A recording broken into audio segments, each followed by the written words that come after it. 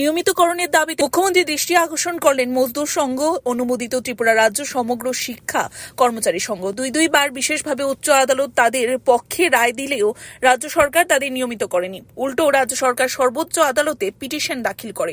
এই অবস্থায় রাজ্য সমগ্র শিক্ষা কর্মচারী সংঘ চাইছে রাজ্য সরকার যেন সর্বোচ্চ আদালত থেকে পিটিশন উইথড্র করে নেয় এবং সেই সঙ্গে উচ্চ আদালতের রায় মেনে যেন তাদের নিয়মিত করে। এই বিষয়ে আগামী 12ই নভেম্বর রাজ্যে প্রকল্প অধিকর্তার কাছে ডেপুটেশনে মিলিত হতে চলেছেন ত্রিপুরা রাজ্য সমগ্র শিক্ষা কর্মচারী সংঘ। শুক্রবার আগরতলা প্রেস ক্লাবের সংগঠনের পক্ষ থেকে এক সাংবাদিক সম্মেলন করে বিশেষভাবে এই বিষয়ে বিস্তারিত জানানো হয়। তারা আশাবাদী রাষ্ট্রবাদী সরকার দাবি মেনে সমগ্র শিক্ষার কর্মচারীদের নিয়মিত করবেন।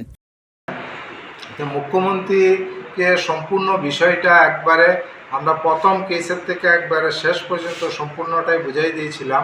সেদিন ছিল 27শে অক্টোবর 2024, কিন্তু দেখা গেছে এর এক মাস আগে 27শে সেপ্টেম্বর 2024 এটা এসএলপির লেগে সুপ্রিম কোর্টে চলে গেছে। তখন মুখ্যমন্ত্রী আমাদেরকে দেখছে যে এটা আমাদের ন্যায্য, ঠিক আছে, তাই না বিষয়টা ভালো করে জানেন না, তাই না আমরা বলার পরে তাই না জানতে পারছেন, তাই না বলছেন যে সবাইকে নিয়ে তাই না বসবেন, বসে আপনারটা কি করা যায় এটা নিয়ে তাই না দেখবেন। এরপরে তাইনের সাথে তো আর আমরা দেখা হয় না, যদিও আমরা চিঠি দিয়েছি, তাইনের সাথে আমরা কখনো আমরা অ্যাপয়েন্টমেন্ট দেয়নি। মামলাটা এখন সুপ্রিম কোর্টে চলছে। তখন আমরা সেই জন্যে আজকে আমরা এখানে সাংবাদিক সম্মেলন এবং সেই সাংবাদিক সম্মেলনের মাধ্যমে আমরা গণডেপুটেশন দেব এবং সরকার যদি আমরা সাথে এক টেবিলে বসে আলোচনা করে যে আমরা কি অসুবিধা বা কোন জায়গার সমস্যা আমরা আশা করি সরকার এটা সমস্যার সমাধান করবেন। কারণ আমলে সমগ্র শিক্ষার শিক্ষকরা চাকরিতে নিয়মিতকরণের জন্য ত্রিপুরা হাইকোর্টের ডিভিশন বেঞ্চে মামলা দায়ের করে।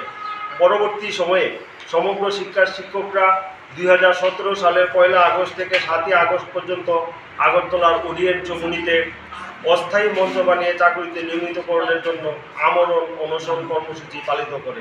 এই অনশন মঞ্চে বর্তমান রাষ্ট্রবাদী সরকারের অনেক হেভিওয়েট নেতৃত্ব সমগ্র শিক্ষার শিক্ষকদের দাবির প্রতি সহানুভূতি জানিয়ে তাদের সমর্থন জ্ঞাপন করে। 2018 সালে ত্রিপুরা বিধানসভা নির্বাচনের প্রাক্কালে ভারতীয় জনতা পার্টি তাদের ভিশন ডকুমেন্টের 7 নম্বর পাতার 10 এবং 14 নম্বর পয়েন্টে চুক্তিভিত্তিক কর্মচারীদের নিয়মিতকরণ তথা সমগ্র শিক্ষা প্রকল্পের শিক্ষকদের চাকরির অনিশ্চয়তাগুলি দূরীকরণের কথা উল্লেখ করে। 2021 সালের 23শে ফেব্রুয়ারি মাননীয় ত্রিপুরা হাইকোর্ট 2015 সালের দায়ের করা মামলার রায় দিতে গিয়ে রাজ্য সরকারকে সমগ্র শিক্ষার শিক্ষকদের নিয়মিতকরণের জন্য নির্দেশ প্রদান করে। রাজ্যের তৎকালীন মাননীয় শিক্ষামন্ত্রী শ্রদ্ধেয় শ্রী রতনলাল নাথ মহোদয়ের উদ্যোগে তখন সমগ্র শিক্ষার শিক্ষকদের জন্য একটি স্কিম চালু করা হয়। এই স্কিম মোতাবেক যে সমস্ত সমগ্র শিক্ষার শিক্ষকরা টেট এবং ডিএলএড কোয়ালিফাইড ছিলেন এমন 113 জনকে নিয়মিতকরণ করা হয় এবং বাকিদের জন্য নিয়মিত বেসিক এবং বাৎসরিক 3% ইনক্রিমেন্ট প্রদান করা হয়। Report CNE TV।